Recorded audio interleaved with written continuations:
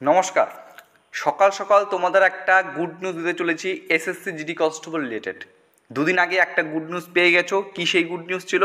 যে তোমাদের ভ্যাকান্সি যেটা আগে ছিল 26,000, সেই ভ্যাকান্সিটা ইনক্রিজ হয়েছে 46,000, অর্থাৎ এক ধাক্কায় 20,000 শূন্যপদ বেড়েছে। অবশ্যই প্রত্যেক প্রার্থীর জন্য খুশির খবর, 1 নাম্বার। 2 নাম্বার, এই যে একটা নোটিফিকেশন দেখতে পাচ্ছ, এটা একটা এক্সাম ক্যালেন্ডার। তুমি যদি ssc.gov.in এর অফিসিয়াল ওয়েবসাইটে আসো, সেখানে তোমরা দেখতে পারবে যে কনস্টেবল জিডি 2025-এর, ঠিক আছে, যেটা ফর্ম ফিল আপ শুরু হওয়ার কথা, যে পুরনো এক্সাম ক্যালেন্ডারে যেটা প্রকাশিত হয়েছিল, সেটা আছে হচ্ছে 27শে আগস্ট 2024, আর কয়েকদিন পর থেকে, 2 মাসের পর থেকে।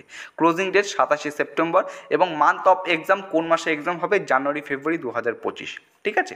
তো এরপর আমরা ভেবেছিলাম যে যেহেতু মাঝখানে তোমরা জানো এর আগে রিক্রুটমেন্টটা বর্তমানে যেটা চলছে, ভোটের জন্য অনেকটা লেট হয়ে গেলো, সেক্ষেত্রে একটা প্রশ্ন ছিল, তাহলে কি এই যে রিক্রুটমেন্টটা এসএসজিডি কনস্টেবল 2025-এ ঠিক সময় মতো কি ফর্ম ফিল আপ হবে? ডিলে হবে না তো? তো আজকে সকালে কিছুক্ষণ আগে এসএসসির তরফ থেকে নতুন এক্সাম ক্যালেন্ডার প্রকাশ করা হয়েছে।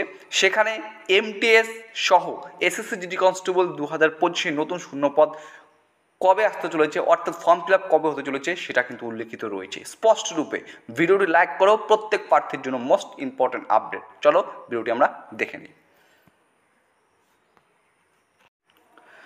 তো দেখো, বর্তমানে আমরা রয়েছি tentative calendar of examination for the year 2024-2025। আমি যদি প্রথমত এসএসজিডি কনস্টেবলের কথা বলছি, একদম নিচের দিকে যদি নেমে যাই, constable GD in central arm police forces CAPF NIA SSF rifleman GD in Assam rifle examination 2025। Form fill up তোমাদের 27শে আগস্ট 2024 এই তারিখ থেকে শুরু হচ্ছে। কবে শুরু হচ্ছে? 27শে আগস্ট 2024 থেকে ফর্ম ফিল আপ শুরু হচ্ছে, এবং ফর্ম ফিল আপ চলবে হচ্ছে 5ই অক্টোবর 2024, ঠিক আছে। অর্থাৎ এর আগের যেটা ছিল 27শে সেপ্টেম্বর, সেটা কিন্তু বেড়ে এখানে লেটেস্ট আপডেট কিন্তু এটা উঠে আসছে যে 5ই অক্টোবর 2024 পর্যন্ত তোমাদের ফর্ম ফিল আপ চলছে, এবং ডেট অফ মান্থ এক্সামিনেশান একইভাবে সেম রয়েছে, জানুয়ারি ফেব্রুয়ারি 2025। অর্থাৎ এটা কিন্তু কিছুক্ষণ আগেই প্রকাশিত হলো, ঠিক আছে। তো এক্ষেত্রে আমরা বুঝতে পারছি এসএসসি জিডি কনস্টেবলের আপকামিং যে নিউ শূন্যপদ আসছে, সেটা কিন্তু আগস্ট মাসের 27 তারিখ থেকে ফর্ম ফিল আপ শুরু হতে চলেছে, ঠিক আছে। এই একটা আপডেট প্রথম তোমাদের বলে রাখলাম। দ্বিতীয় আপডেটটাও তোমাদের জন্য মোস্ট ইম্পর্টেন্ট, কারণ যারা এসএসসি এমটিএসের জন্য ওয়েট করেছিলে, আমি তোমাদের এটাও বলেছিলাম এমটিএসের শূন্যপদ আসছে না কেন, ভোট ছিল, ভোট চলাকালীন কোনো রিক্রুটমেন্ট নোটিফিকেশন নতুন করে প্রকাশিত হয়নি। তোমাদের বলেছিলাম ভোট পরবর্তী শেষ হবার পর যে কোনো সময় তোমাদের প্রকাশিত হতে পারে। তো দেখো, MTS non technical staff and havildar examination 2024, date of advertisement, অর্থাৎ আবেদন তোমরা শুরু করতে পারবে 27শে জুন 2024, ঠিক আছে। আজ হচ্ছে 15 জুন, আর 12 দিন পর থেকে তোমরা অনলাইনে ফর্ম ফিল আপ শুরু করতে পারবে, যেটা চলবে 31শে জুলাই 2024 তারিখ পর্যন্ত, এবং অক্টোবর নভেম্বর মাসে কিন্তু এক্সাম হওয়ার সম্ভাবনা রয়েছে। একটা ডেট এখানে তারা এখানে তারা দিয়ে রেখেছে, ঠিক আছে। এই হচ্ছে এমটিএসের ক্ষেত্রে।